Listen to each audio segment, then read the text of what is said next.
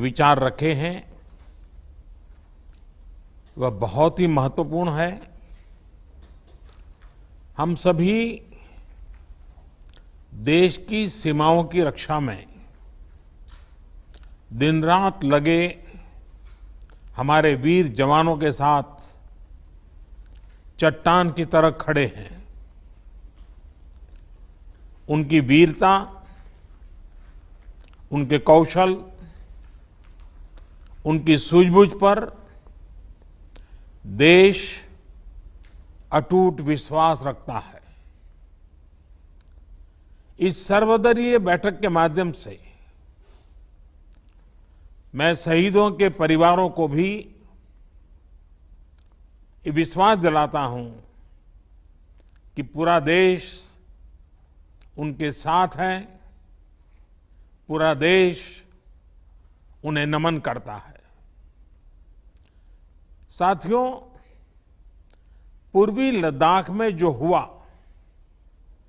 उसको लेकर आपने रक्षा मंत्री जी और विदेश मंत्री जी को सुना भी और प्रेजेंटेशन को भी देखा। न वहां कोई हमारी सीमा में घुस आया है, न ही कोई घुसा हुआ है, न ही हमारी कोई पोस्ट किसी दूसरे के कब्जे में है।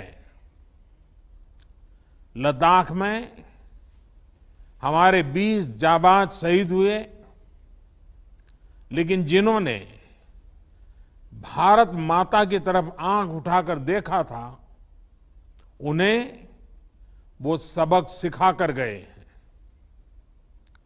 उनका ये शौर्य, ये बलिदान हमेशा हर भारतीय के मन में अमिट रहेगा। साथियों, निश्चित तौर पर चीन द्वारा एलएसी पर जो किया गया है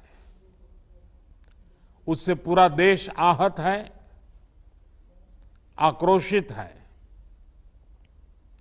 ये भावना हमारी इस चर्चा के दौरान भी आप सबके माध्यम से बार बार प्रकट हुई है। मैं आपको भी आश्वस्त कर रहा हूं कि हमारी सेना देश की रक्षा के लिए कोई कसर नहीं छोड़ रही है। डिप्लॉयमेंट हो, एक्शन हो, काउंटर एक्शन हो, जल थल नभ में हमारी सेनाओं को देश की रक्षा के लिए जो करना है वो कर रही है। आज हमारे पास ये कैपेबिलिटी है कि कोई भी हमारी 1 इंच जमीन की तरफ आंख उठाकर भी नहीं देख सकता। आज भारत की सेनाएं हर सेक्टर में एक साथ मूव करने में पूरी तरह सक्षम है।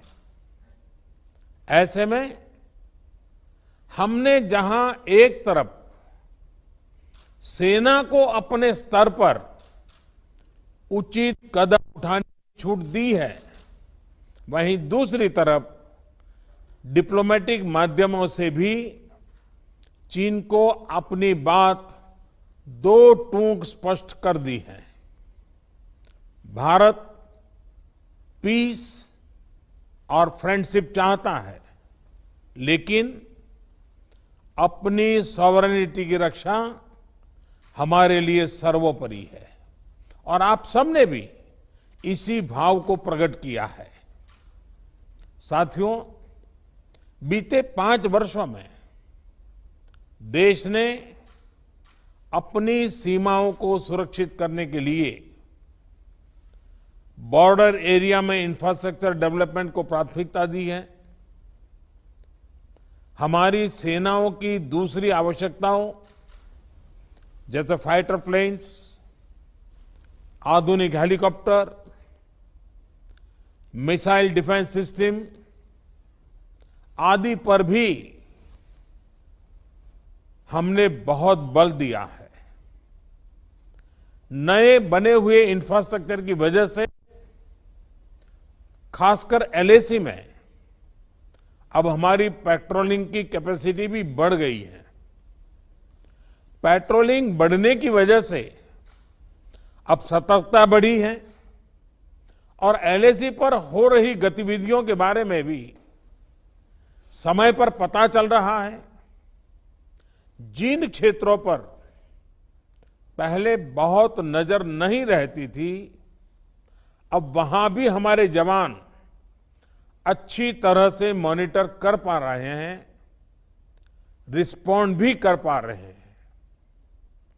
अब तक जिनको कोई पूछता नहीं था, कोई रोकता टोकता नहीं था, अब हमारे जवान डगर डगर पर उन्हें रोकते हैं, उन्हें टोकते हैं।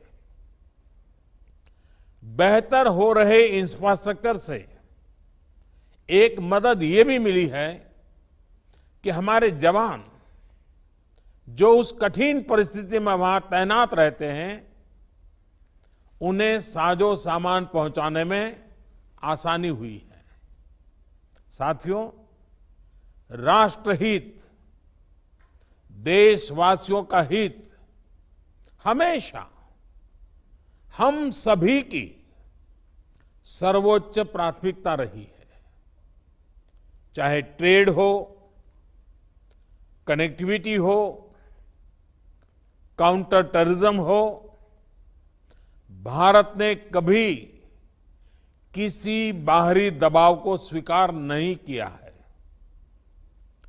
राष्ट्रीय सुरक्षा के लिए जो भी जरूरी कार्य है, जो भी जरूरी इंफ्रास्ट्रक्चर का निर्माण है, उसे इसी तरह तेज गति से आगे भी किया जाता रहेगा।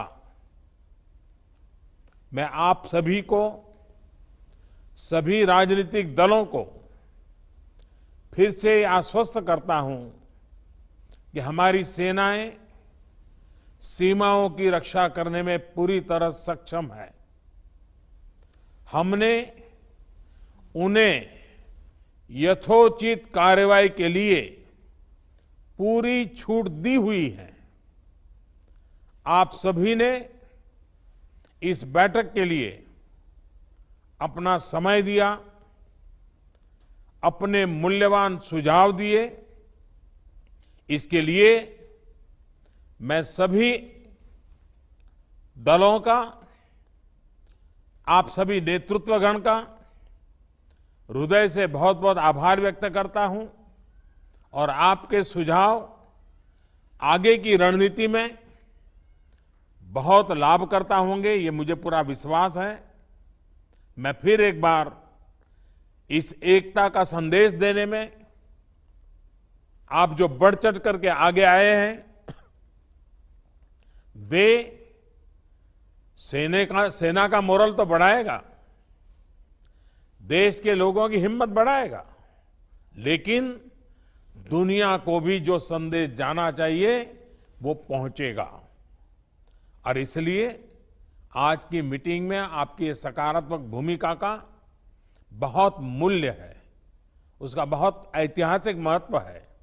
और इसलिए भी आप सभी अभिनंदन के अधिकारी हैं।